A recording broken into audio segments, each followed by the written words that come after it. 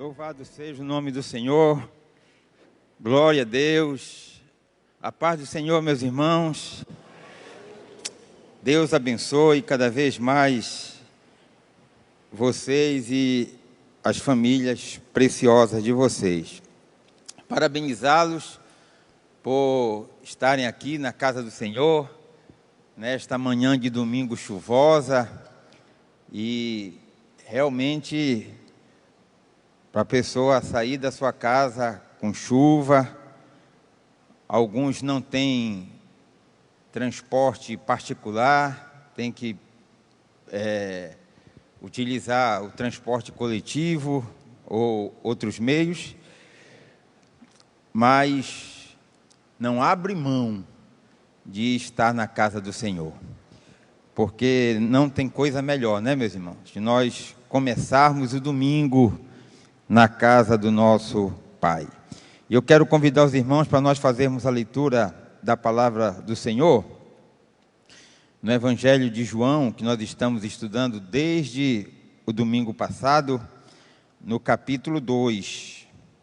Estamos ainda no início do Evangelho de João, que tem 21 capítulos, mas não é um livro pequeno, é bom que se diga, porque os capítulos do Evangelho escrito por João são capítulos relativamente grandes, então não é um livro pequeno. E nós vamos ler hoje o capítulo, uma parte, do capítulo 2, os 12 primeiros versículos. Eu vou ler o primeiro e os irmãos o segundo, e assim nós vamos fazer a leitura de todo esse trecho da palavra de Deus. Diz assim o verso 1 do capítulo 2. E ao terceiro dia houve um casamento em Caná da Galileia, e a mãe de Jesus estava lá.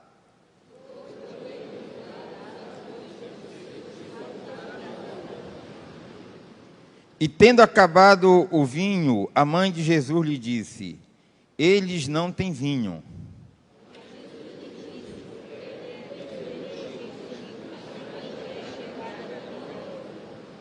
Sua mãe disse aos serviçais: tudo quanto ele vos disser, fazei-o.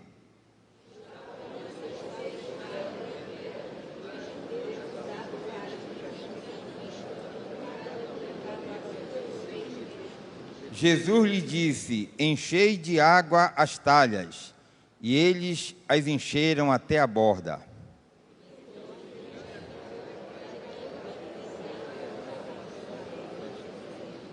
Quando o mestre-sala provou a água tornada em vinho, melhor dizendo, não sabendo de onde viera, mas os serviçais que haviam tirado a água sabiam, chamou o noivo.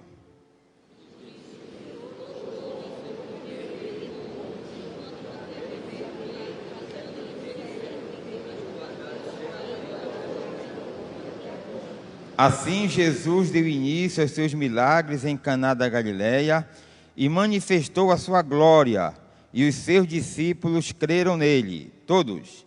Depois disto, ele desceu para Cafarnaum, ele, sua mãe, seus irmãos e seus discípulos, e eles não ficaram ali por muitos dias. Amém, meus irmãos? Podem sentar. Obrigado. Louvado seja o nome do Senhor para sempre.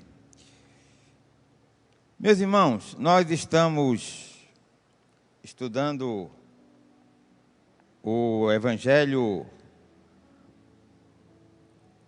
de Jesus, escrito por João, e os irmãos sabem que este Evangelho, ele é conhecido como o Evangelho diferenciado dos demais, porque ele traz nas suas narrativas, nos fatos, exatamente situações exclusivas que são encontradas somente no Evangelho escrito por João.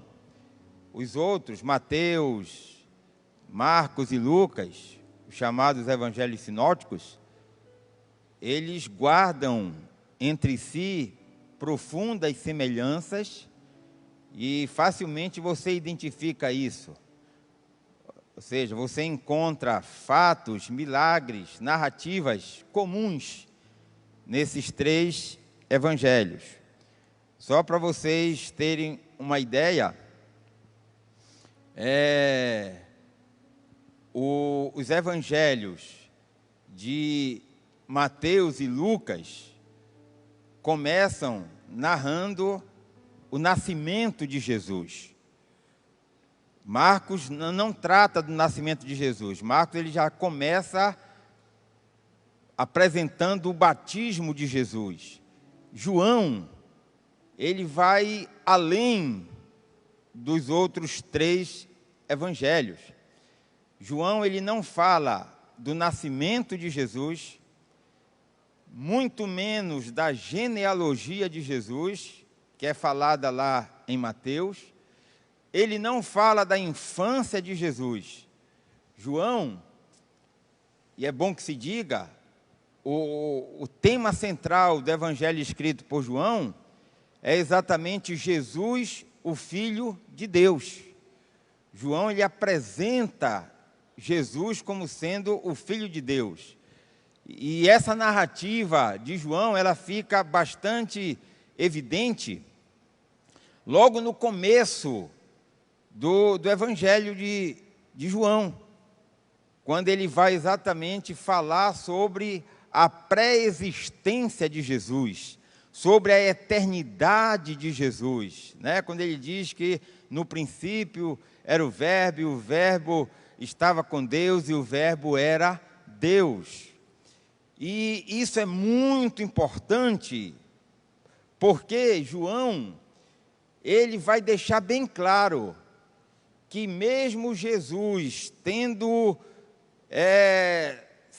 se humanizado, se tornado um homem, sendo 100% homem, mas ele era também, quando eu digo era, considerando o tempo que ele viveu aqui na terra, porque ele não era, ele é.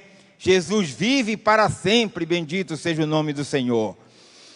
Mas que Jesus é também 100% Deus. E ele mostra isso no começo, lá do Evangelho.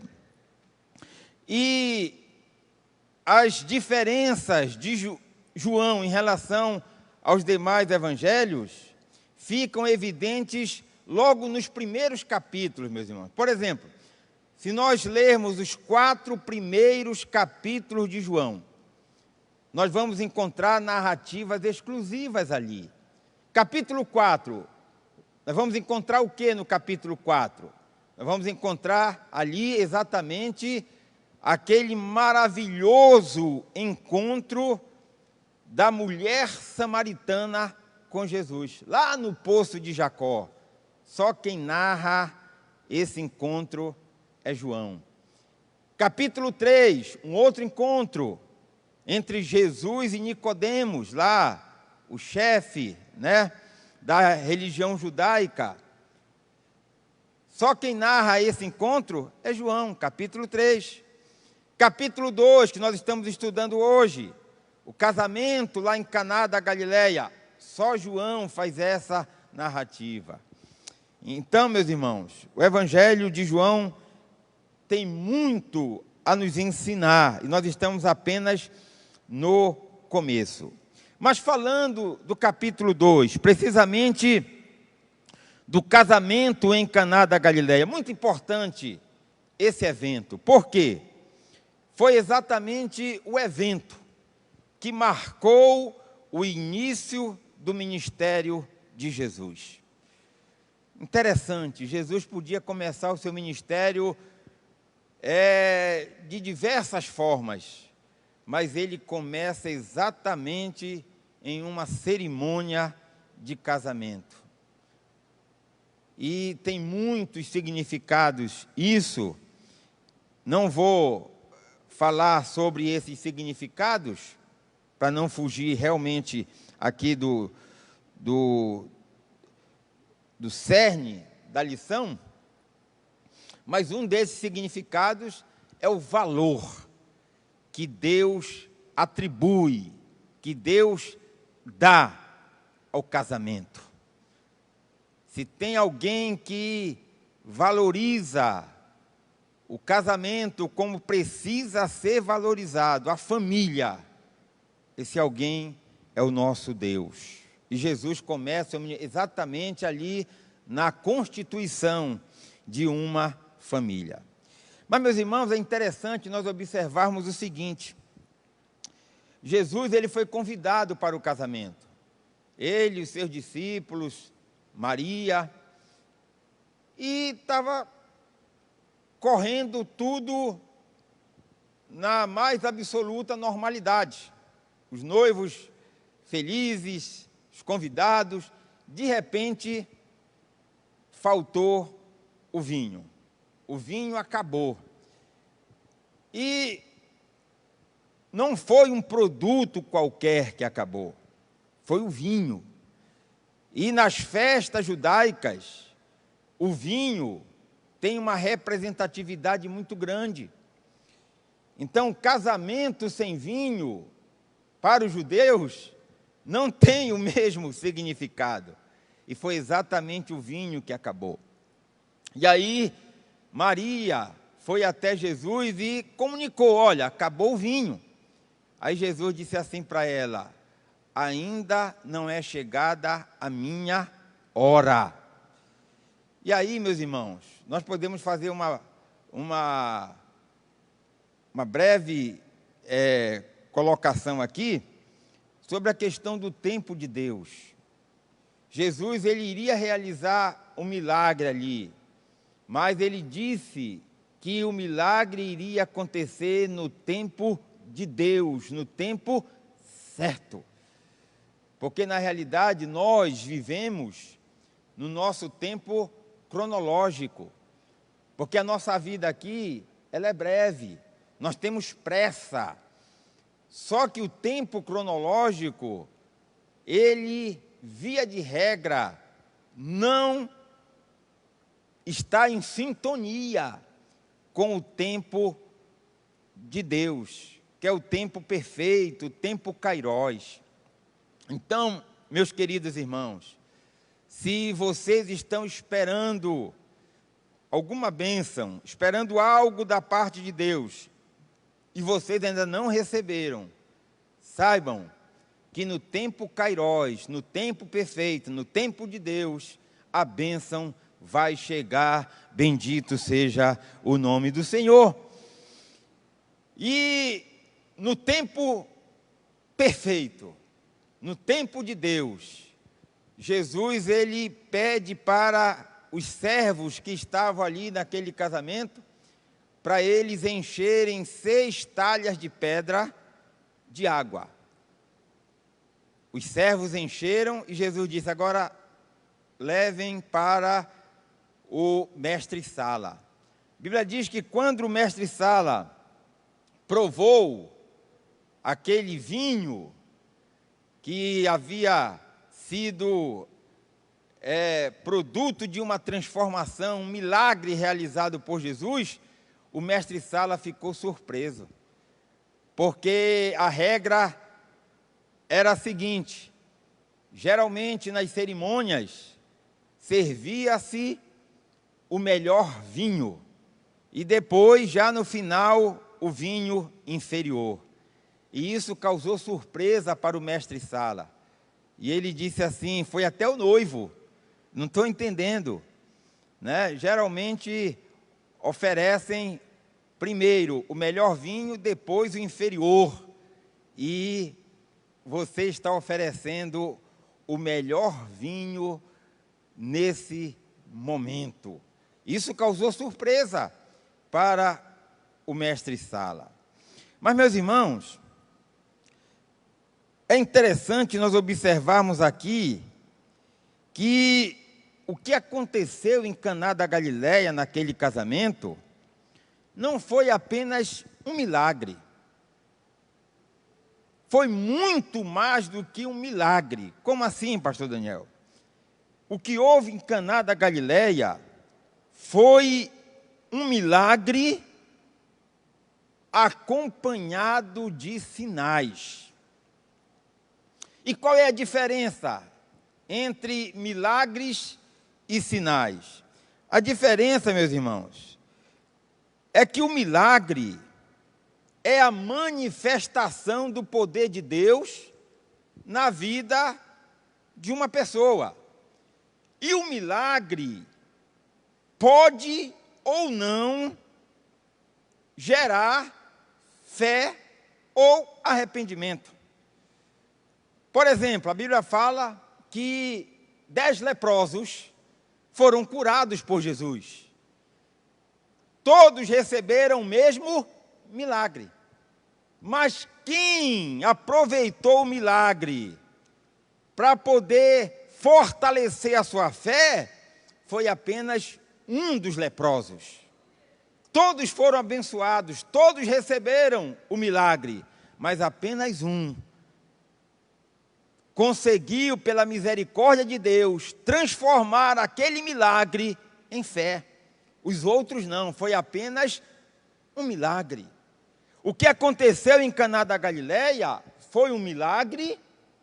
Aquilo que era água foi transformado em vinho, mas um milagre seguido de sinais. E aqui, meus irmãos, nós encontramos pelo menos 4 sinais que acompanharam o milagre lá no casamento em Caná da Galileia. Primeiro sinal, o sinal da transformação. Primeiro sinal.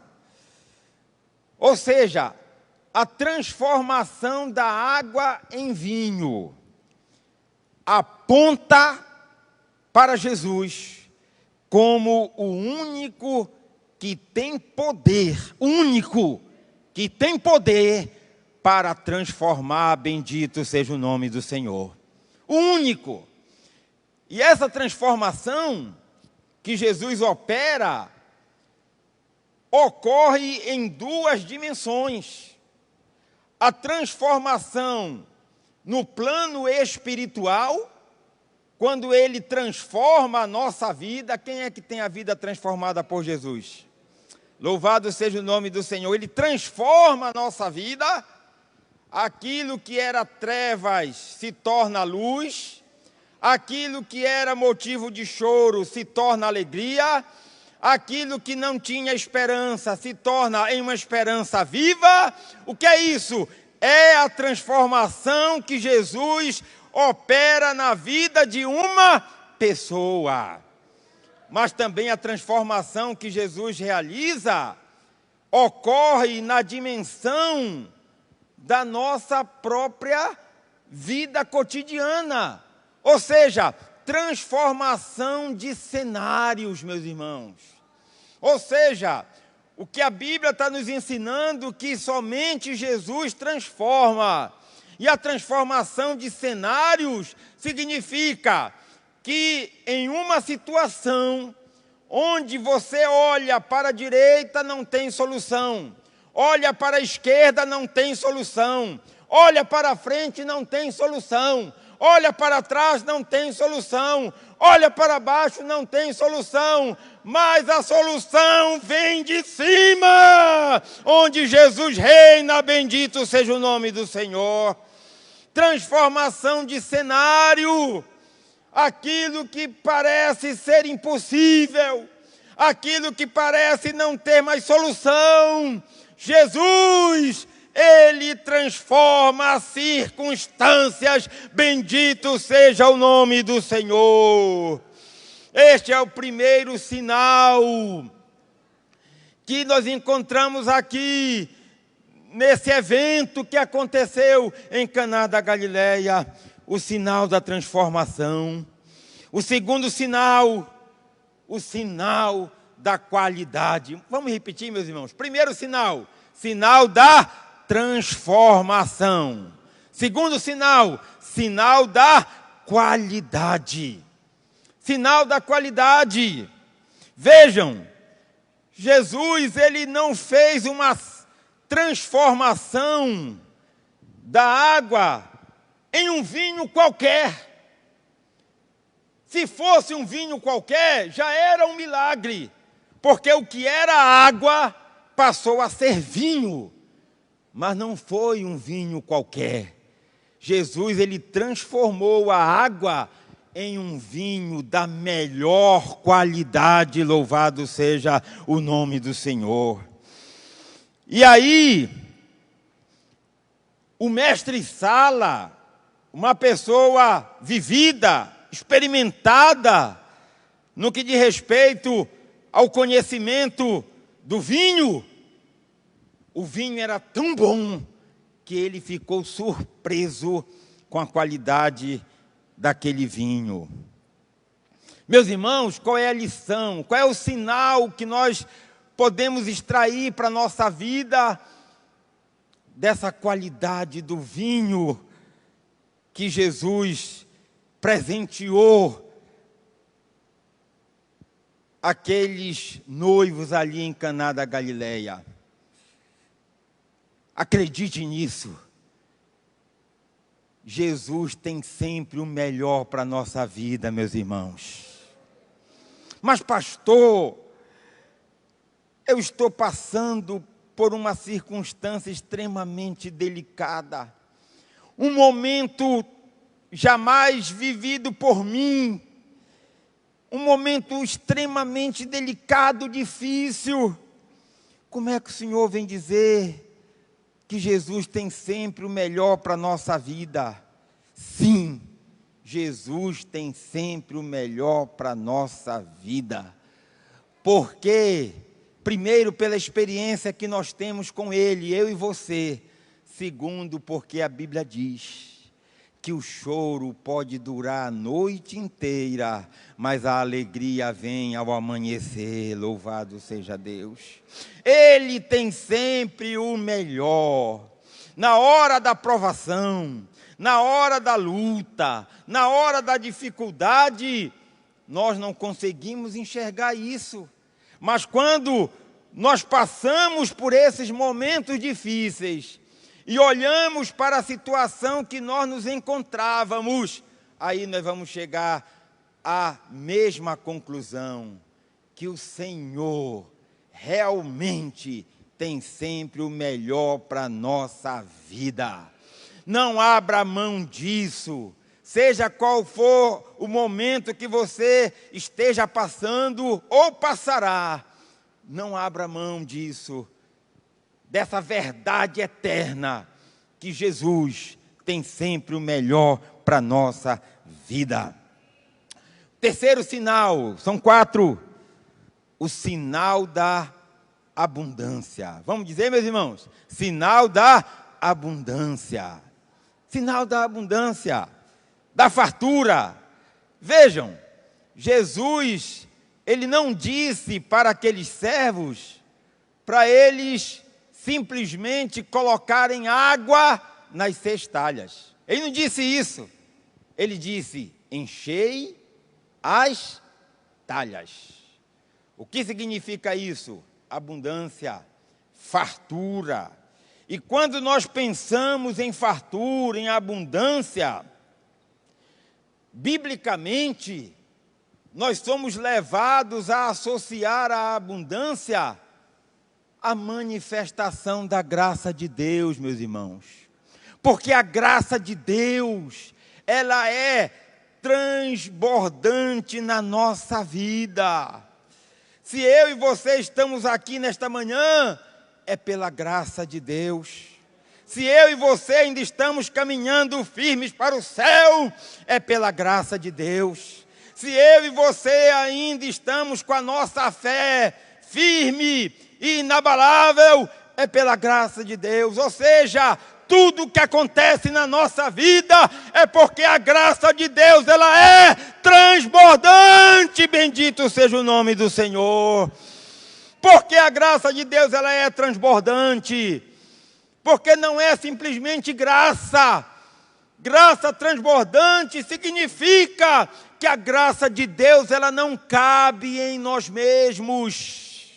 Ela transborda, ela alcança outras pessoas. E quanto mais a graça de Deus, ela jorra na nossa vida, mais a nossa vida se enche da graça do Senhor. Louvado seja o nome do Senhor nosso Deus.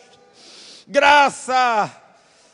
Então, quando Jesus disse, enchei as talhas, Ele estava liberando ali uma palavra de graça. Graça. As talhas simbolizam a nossa vida.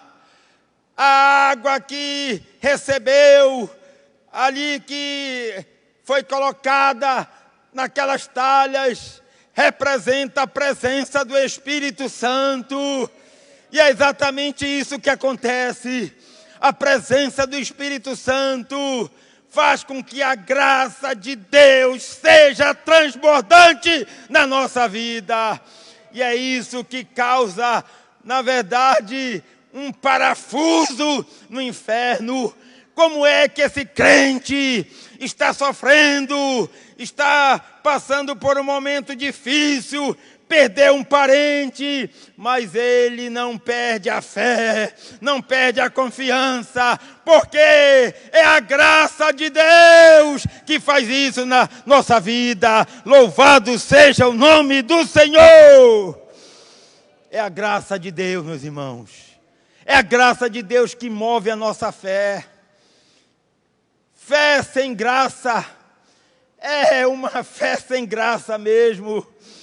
Porque a fé que é alimentada pela graça de Deus, a graça é a força motora da nossa fé. Graça, graça, graça maravilhosa que tem sido transbordante na nossa vida. E por fim, meus irmãos, o quarto sinal, o sinal do socorro. Vamos dizer juntos? Sinal do socorro. Os irmãos já pararam para pensar se Jesus não está naquele casamento? A situação daqueles noivos seria algo terrível para aquele casal. Algo que ficaria marcado negativamente para toda a história do casamento deles.